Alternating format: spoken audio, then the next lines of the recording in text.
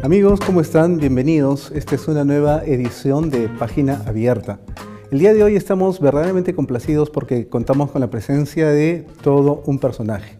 Se llama Alejandro Susti y él es docente universitario, es investigador académico, ha hecho estudios muy concienzudos acerca de la obra de Salazar Bondy, también es poeta, es narrador y por si fuera poco es músico, es cantante, guitarrista y compositor.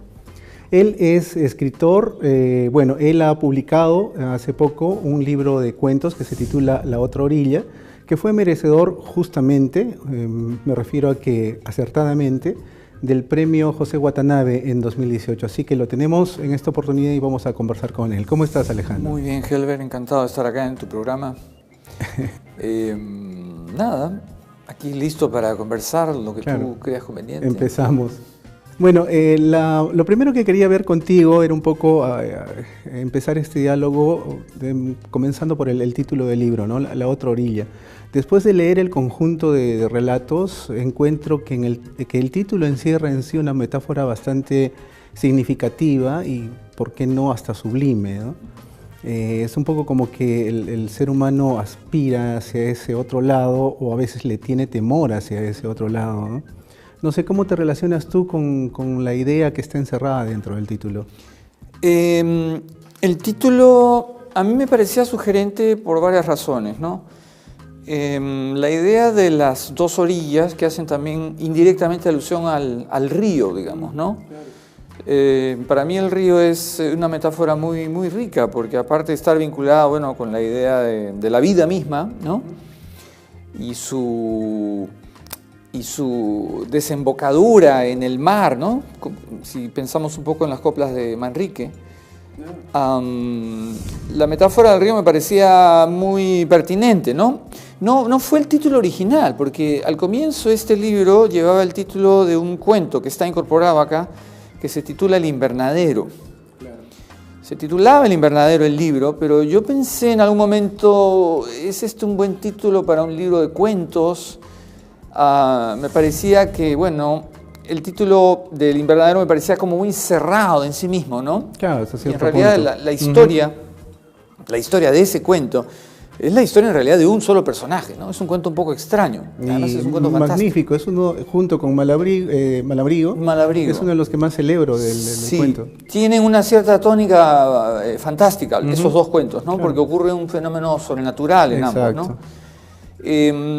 Pero pensé que necesitaba un título más abierto, ¿no? que sugiriera más posibilidades de interpretación. Y nada, siempre me interesó la idea de los márgenes, ¿no? Márgenes en varios sentidos de la palabra, o sea, margen en el sentido de umbral, margen en el sentido de lo periférico, o sea, lo que está fuera de algo, margen en el sentido también de lo que está afuera, pero que a la vez está adentro, o sea, que mira hacia adentro, ¿no? Las márgenes del río, que miran hacia el río mismo, hacia el lecho del río, ¿no?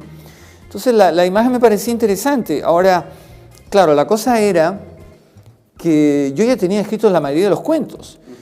Y el cuento con el que yo estaba decidido a comenzar el libro era un cuento que trata sobre la vida de mi padre y de su hermano, e incluso de mi abuelo, ¿no? Mi abuelo italiano, a quien nunca conocí. Mi abuelo viajó de Italia a Chile a comienzos del siglo XX, o sea, casi más de 100 años. Mi padre nació en Chile y luego mi padre emigró acá al Perú. Entonces yo traté un poco de rescatar la historia de todos ellos, ¿no? Que es una historia de desplazamientos, ¿no? Porque el desplazamiento, digamos, espacial, me refiero al desplazamiento espacial y también al desplazamiento temporal me interesan mucho en la narrativa, ¿no?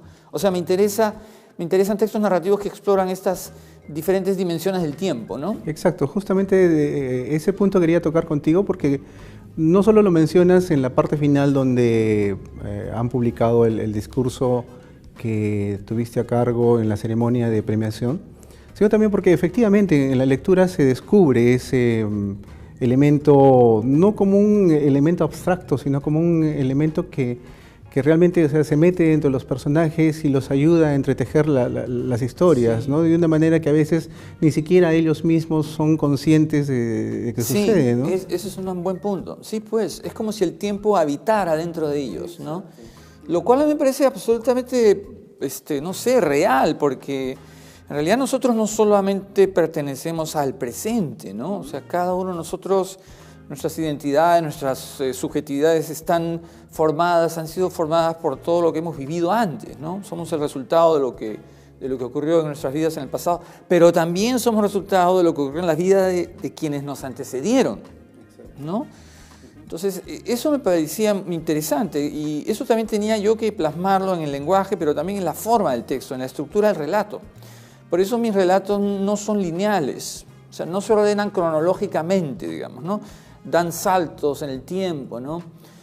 A veces introduzco un personaje que de pronto narra un acontecimiento anterior al presente de la narración, pero ese acontecimiento es decisivo en la formación de quien está narrando o de quien está escuchando esa narración en el cuento, ¿no?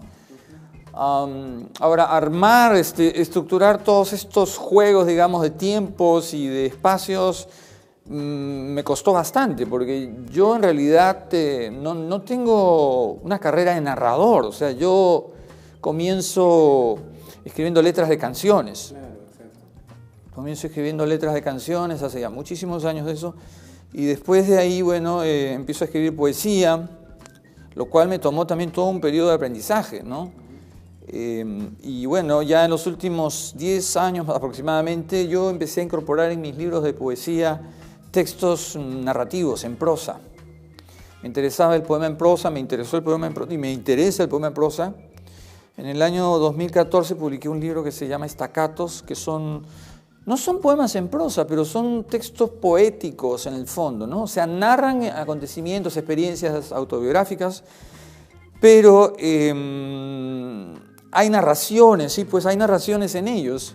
Y empecé a experimentar un poco con la prosa narrativa, ¿no? Claro, es interesante, ¿no? Porque uno va también descubriendo los temas que como autor tiene dentro, ¿no? Ciertas recurrencias, ciertas obsesiones.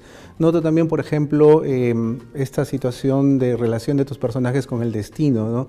Sí. Hay, por ejemplo, en el primer cuento, en la otra orilla, Giovanni tiene que tomar una decisión aún a pesar de lo que él tenía planificado, ¿no? Sí. Movido por una fuerza que tú describes como oscura y remota. Sí. Entonces ahí hay ese juego, un poco que desde la época de los griegos viene perturbando al ser humano, ¿no? Sí, es decir, no eres dueño de tu destino finalmente, ¿no? Exacto. Todos estos personajes tienen eso en común. Sí, eso es una buena observación. Bueno, y volviendo a estos dos cuentos que particularmente rescato, que son un poco de la segunda parte, ¿no? Porque mencionabas que el libro tiene dos partes, ¿no? La primera, que es un poco autobiográfica, y la segunda, donde te explayas un poco más en situaciones no tan personales, ¿no? Entonces, Malabrigo y el cuento El Invernadero tienen un poco esa dosis de mágico, de real maravilloso, de sobrenatural. Y claro, uno como lector termina entendiendo que eso que parece estar fuera también está dentro de los personajes, ¿no? Y uno puede normalmente redescubrir su pasado con base en esas experiencias medio raras que a veces todos hemos tenido, ¿no? Sí, ahora que lo pienso, El Invernadero y Malabrigo. Malabrigo es el nombre, pues el nombre, claro, del puerto. Del puerto. En realidad eso obedece también a una experiencia autobiográfica, ¿no? Aunque claro, yo he recreado todo eso, pues. O sea, claro, se refiere a un viaje que hicimos con un grupo de amigos hace muchos años. Yo tenía amigos que corrían olas. Yo nunca he corrido olas, el mar en realidad prefiero verlo desde la orilla.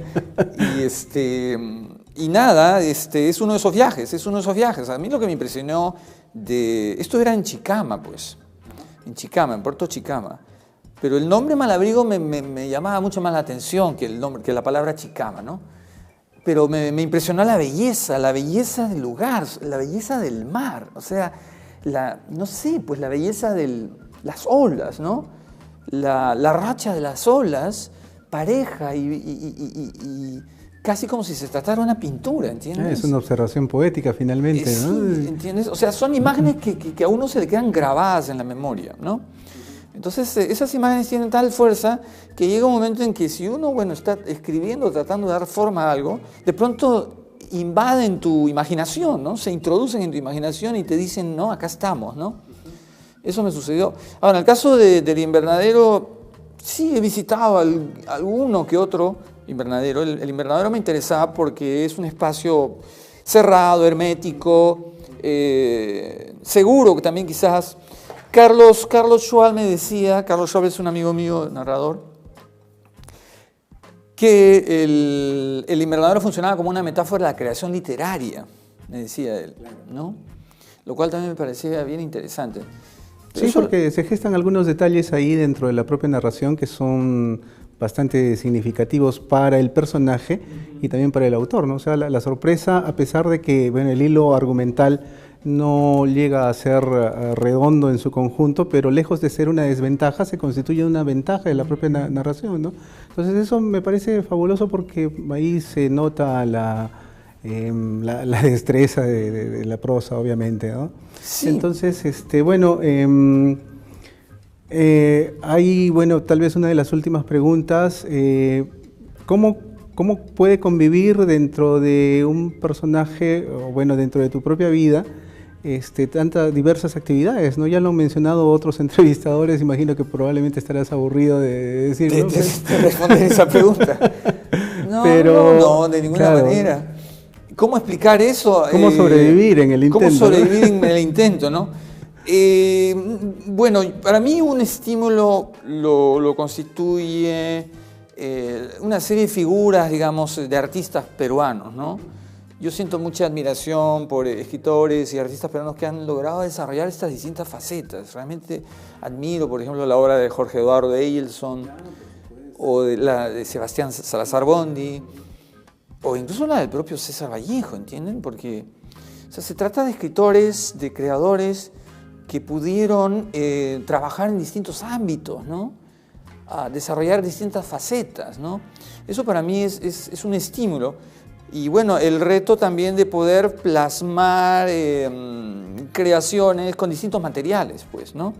Es como el alfarero que de pronto empieza a descubrir que también puede hacer muebles de madera, pongamos, o si no muebles, esculturas de madera, ¿no?